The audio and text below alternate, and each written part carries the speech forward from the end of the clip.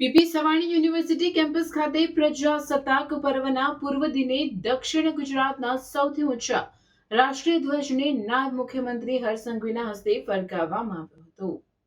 આ પ્રસંગે રાજ્યના નાયબ મુખ્યમંત્રી અને ગૃહમંત્રી હર્ષ સંઘવીએ દક્ષિણ ગુજરાતના સૌથી ઊંચા રાષ્ટ્રધ્વજને સલામીમાં સહભાગી થનાર તમામ સહિત આ ગૌરવની ક્ષણ પ્રસંગે શહીદોની શહાદતને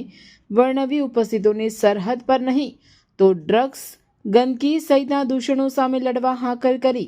કેમ્પસમાં આવી કોઈ બદીમાં કોઈ જણાય તો જણાવશો તો તેની સામે ફરિયાદ નહીં પણ તેને નવજીવન આપવા પોલીસ કરશે પ્રયાસ તેમ જણાવ્યું હતું। આ પ્રસંગે સુરતના મેયર દક્ષેશ માવાણી, યુનિવર્સિટીના પ્રમુખ વલ્લભભાઈ સવાણી ઉપરાંત પ્રોવોસ્ટ ડોક્ટર પરાગ સંઘાણી, ચેરમેન પીપી સવાણી સહિત અન્ય અગ્રણીઓ અને પીપી સવાણી કેમ્પસ પરિવારના સભ્યો ઉપસ્થિત રહ્યા હતા। તો આ રાષ્ટ્રધ્વજની સલામીમાં આજે હું તમને સૌને એક કામ આપવા આવ્યો છું કે પીપી સવાણી યુનિવર્સિટીમાં રાષ્ટ્રધ્વજ જે સૌથી ઊંચો લહેરાય છે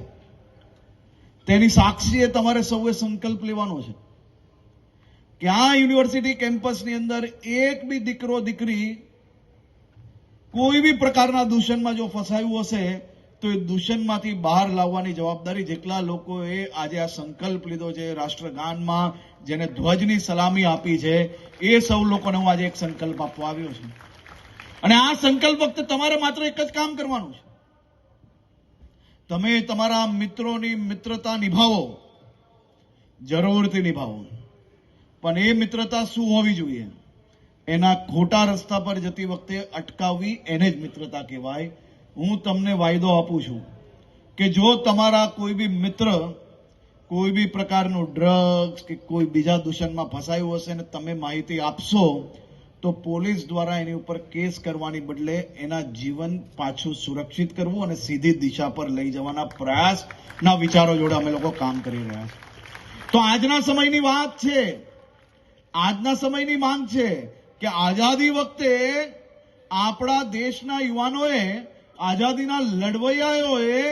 એ વખતે જરૂર હતી તો એમને શહાદત આપી, આજે જરૂર છે તો તમારે સામાજિક વિષયની અંદર લડાઈ લડવાની જરૂર છે અને એ વિષય છે તો ડ્રગ્સની સામે લડો,